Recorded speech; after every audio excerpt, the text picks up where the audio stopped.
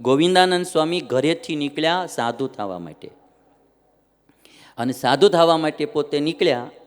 રસ્તામાં કોઈ એક રાજાની દાસી રાજ્યમાંથી ચોરી કરીને ભાગેલી. રાજ ખજાનો ચોર્યો એણે, એટલે ધન ઘણું એની પાસે હતું, ઘરેણાં ધન, અને લઈને આવડી આ દાસી રાજ્યમાંથી ચોરી કરીને નીકળીને એમાં એ જાતિથી રસ્તામાં એને આ ગોવિંદાનંદ સ્વામી મળી ગયા. એ ઘરેથી સાધુ થવા નીકળેલ ને આવડી આ રાજ્યમાંથી ચોરી કરીને નીકળેલ, બે ભેગા થઈ ગયા. એટલે ગોવિંદાનંદ સ્વામી બહુ રૂપાળા હતા, બુદ્ધિશાળી રૂપાળા, યુવાન અવસ્થા. એટલે આણે જોયા ગોવિંદાનંદ સ્વામીને, મોહ પામી ગઈ દાસી. એટલે ગોવિંદાનંદ સ્વામીની હારે હાલતી હાલતી થોડીક વારમાં આમ વાતુચીતું કરીને પછી કહે છે કે જે કંઈ મારી પાસે ધન છે એ તમારું અને હુંય તમારી. કે જો તમે ધન ને સ્ત્રી બે માએ આવી પાસે. પણ આ તો ગોવિંદાનંદ સ્વામી એવા સજાગ હતા ને, એને ખબર પડી ગઈ કે મેં એવું શાસ્ત્રોમાં સાંભળ્યું છે કે ભગવાન ભજવા જઈએ ને તો સિદ્ધિઓ આડી આવે, માયા આડી આવે, એટલે આ સિદ્ધિ મને આડી આવી. બરાબર, ધન ને સ્ત્રી બેયનો યોગ થયો. એટલે સ્વામી કામ પ્રહલાદની જેમ કળથી લીધું. થોડીક વાર ભેગા ભેગા આયલા, કે કાંઈ વાંધો નહીં, આપણે ભેગા રહેશું એમ કહીને આયલા. થોડેક દૂર ગયા, જંગલ જેવું આવ્યું, એટલે સ્વામી કે મારે બહિર્ભૂમિ જવું છે, લેટ્રિન જવું છે, તો તમે અહીંયા બેસો, હું હમણાં બહિર્ભૂમિ જઈને આવું. એટલે સ્વામીનું એક વસ્ત્ર હતું ને, સ્વામીને એમ કે આને ભરોસો આવે ને, એટલે એ વસ્ત્ર અહીંયા મૂકતા ગયા, હું હમણાં આવું. એટલે એ વસ્ત્ર મૂકીને ગયા, એટલે આ બાઈને એમ કે વસ્ત્ર મૂકીને ગયા એટલે હમણાં પાછા આવશે. અને સ્વામી બહિર્ભૂમિના નામે જે ગયા, ત્યાંથી જે કડકડતી મુઠ્ઠીઓ વાળીને દોટ મૂકી પાછો આવે એ બીજો. વિચાર કરો ભાઈ, એ સાધુ થયા ને ગોવિંદાનંદ સ્વામી થયા. જેતલપુર અને એની આજુબાજુના ગામડાઓમાં સત્સંગ કરાવતા અને બહુ સારા સમર્થ સંત થયા એ ગોવિંદાનંદ સ્વામી. એમ સિદ્ધિઓ આડી આવે, ભગવાન ભજવા જઈએ ને આપણે, એટલે બહુ ભાત ભાતનું આવે ભાઈ. ભગવાનથી દૂર કરનારી ચીજો આ દુનિયામાં ઘણી છે. અને ત્યારે આજ પ્રહલાદને પણ એના પિતા કે આપું રાજ્ય તને આજથી અન ધન સર્વે સામાન. પણ પ્રહલાદ શું બોલ્યા? પ્રહલાદ કહે એહ પાપ રૂપ, મને ગમતો નથી એહ ગેલ, ભજતા શ્રી ભગવાનને મને સમૂહ લાગે છે સેલ. મને એ સામાન કંઈ ગમતો નથી, રાજ મને ગમતું નથી, મને તો ભગવાન ભજવામાં રસ છે. પ્રહલાદ રાજ્યમાં ન લોભાણા. જે ભક્ત થયા, જે મહાન થયા, એના જીવન જોજો, એ કોઈના પ્રલોભનમાં લેવાના નથી. સીતાજીને રાવણે બહુ પ્રલોભનો આપ્યા કે મારી જેટલી રાણીઓ છે એ બધીને તારી દાસી બનાવી દઈશ, અને લંકાની તને હું પટરાણી બનાવી દઈશ. એટલા પ્રલોભનો સીતાજીને આપ્યા, એટલા પ્રલોભનો આપ્યા. પણ સીતાજીએ એક વાર પણ ઊંચી નજર કરી રાવણની હામું પણ ન જોયું. આને ભક્ત કહેવાય, આને ભક્ત કહેવાય ભાઈ. એ ખુમારી કહેવાય જીવનની. અને જે આજકાલ તો થોડી થોડી ચીજોમાં પ્રલોભનમાં જે લેવાઈ જાય છે, એને સીતાજીનું આખ્યાન યાદ રાખવું જોઈએ. રખડું રામ ગમે ત્યાંથી એકાદો મોબાઈલ લાવી દે, એની ભેગા હાલતા થઈ જાય. બે વાર હોટલોમાં ખાવા લઈ જાય ને એકાદી બે જોડ કપડાં લાવી દે ને એકાદો મોબાઈલ લાવી દે, ત્યાં આપણે એની વાતમાં એને ઓલામાં પ્રલોભનમાં લેવાઈ જાય.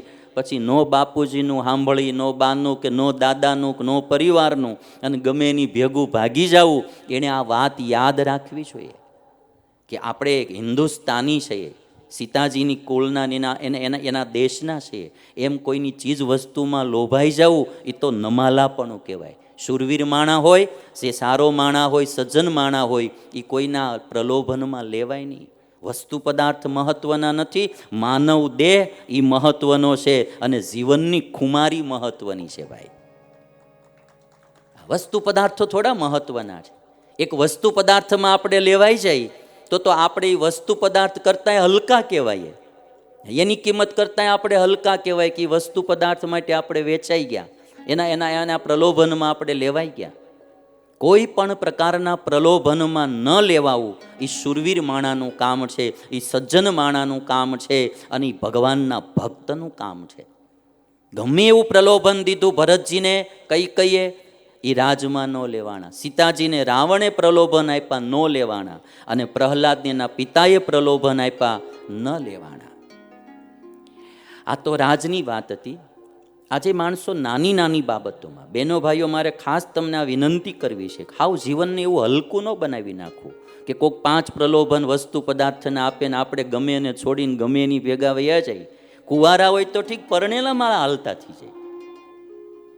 પરણેલાય તે કોઈક એકાદો એવો મળી જાય અને થોડાક દી મીઠી મીઠી વાણીથી બોલાવે ને હરવા ફરવા લઈ જાય, તે ઓઈલો બિચારો કામે ગયો હોય, હાજે આ ઘરે જ ન આવે. મેમ સાહેબ, પાશ્ચાત્ય સંસ્કૃતિનું અનુકરણ કર્યું છે જેટલું આપણા ભારતવાળાએ, એક દિવસ પછેડી ઓઢીને રોવાનો વાર આવશે, તમે જોજો. હા, નકરી પાશ્ચાત્ય સંસ્કૃતિ આજે આ અમુક ટેલિવિઝનોની અમુક સિરિયલો દ્વારા અને અમુક પિક્ચરો દ્વારા સમાજમાં નકરી વિકૃતિઓ જ ફેલાવવામાં આવે. આ કીટી પાર્ટી કોઈ દી સાંભળ્યું તો તમને? આ નવી પાર્ટી આવી, કીટી પાર્ટી. હમણાં હું ગામડા ફરવા ગયેલો અમદાવાદ બાજુ, તો મને કહે છે કે સ્વામી, અમારે ત્યાં કીટી પાર્ટીમાં બાઈઓ તે ફૂલમ ફૂલ. હા, કે ફેક પેક મારીને આવે, હાજે કે આપણે બોલાવ્યું ન થાય કે. બોલો, આ ક્યાં જાહે? કોલેજોમાં સિગરેટું પીવાની, ભાઈઓ પીતા, હવે બહેનો નહીં પીવાની. માફ કરજો, પીવી હોય પીજો, મારે કંઈ ના નથી, પણ જેને મારી વાણી ગમતી હોય અને જેને ભગવાનને એના મા બાપને રાજી કરવા હોય એણે ન પીવી. જેને બાકીને પીવી હોય એ પીવે. અમુક ચીજો તો બહુ સમજવા જેવી હોય છે. અમુક વેશો વિકૃતો બહુ કર્યા. તમે આમ જો તો વ્યસનો કેટલા ભરપૂર.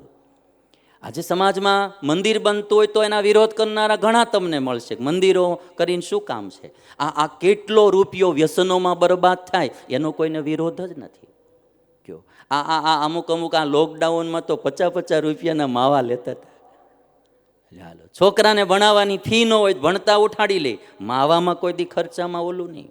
ખુમારી માણાને આવે ને, આજે અમારે રમેશભાઈ હરિપરવાળા કહેતા હતા, મને જીતુભાઈ હરિપરવાળાની આજ વાત 2 જણા કરતા, અમારા હરિપરના ખાસ કરીને આખા ગામના છોકરાઓ જે સુરતમાં છે, હજી કોઈ દારૂ નથી પીતા કે કોઈ ઈંડા નથી ખાતા. મને આ બહુ ગૌરવ થયું. ગઢડાની બાજુનું ગામ હરિપર, અને એ 2 ભાઈઓએ જે મને વાત કરી, જીતુભાઈ અને રમેશભાઈ સોનાણી, મને કે અમારા ગામના હજી અહીંયા ઘણા, અમારો પરિવાર તો બહુ મોટો છે, કે કોઈ છોકરાઓમાં હજી દારૂ કે મટન કે ઈંડા કે એવું કાંઈ આવ્યું નથી. અને હરિપરના બધાઈને મારી વિનંતી છે, પણ આ તો આનું નામ આવ્યું એટલે કહું કે આવું જાળવી રાખજો બાપા. આ દારૂ પીવો નહીં, માંસ ખાવું નહીં, ઈંડા ખાવા નહીં. કાંઈક તો ખુમારી આપણને હિન્દુસ્તાનની હોવી જોઈએ ને. આ જે દેશમાં રામ થયા, કૃષ્ણ થયા, સ્વામિનારાયણ ભગવાન થયા, કેવા કેવા ભગવાનના ભક્તો, આમ નરસિંહ મહેતા જેવા થયા, દેશભક્તો જુઓ, સરદાર પટેલ ને ગાંધીજી જેવા થયા. આપણે કાંઈક તો નૂર હોવું જોઈએ ને કે અમે કયા દેશના સંતાન છીએ ભાઈ.